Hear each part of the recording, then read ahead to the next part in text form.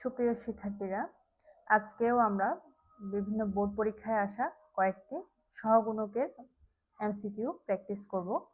তাহলে এ সমান দেওয়া আছে এত এর থ্রিতম ভুক্তির সহগুণকের মান কত।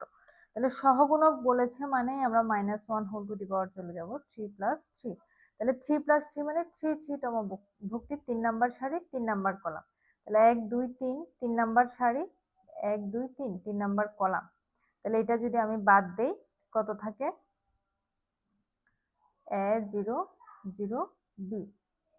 তাহলে মাইনাসের পাওয়ার প্লাস 6 6 মানে জোড় প্লাস, তাহলে a b -0 সমান ab। তাহলে থ্রিতম ভুক্তির সহগুণক হচ্ছে ab। এরপরেরটা দেখেন এত নির্ণায়কের থ্রি টুতম অনুরাশির মান 2 হলে, এগুলো কিন্তু প্রত্যেকটা বিভিন্ন বোর্ড পরীক্ষায় এবং বিশ্ববিদ্যালয়ে ভর্তি পরীক্ষায় আসা প্রশ্ন নিয়েছি আমি।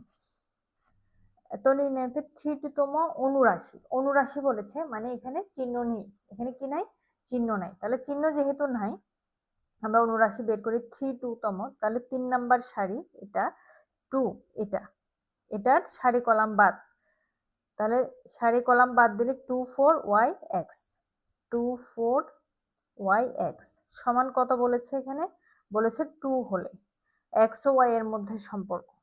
তাহলে আমরা সম্পর্কটা বের করি 2x - 4y সমান 2। যেহেতু উভয় পক্ষে 2 আছে আমি 2 দিয়ে ভাগ করে দিই, অথবা 2 কমন নেই, x - 2y সমান 2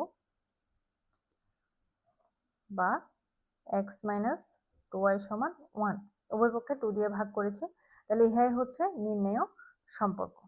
তাহলে ধন্যবাদ সবাইকে ম্যাথ উইথ জান্নাতুল নাইমের সাথে থাকার জন্য। আগামী ক্লাসে আমরা বিপরীত ম্যাট্রিক্স নির্ণয়ের জন্য অ্যাডজয়েন্ট ম্যাট্রিক্স নির্ণয় শিখব।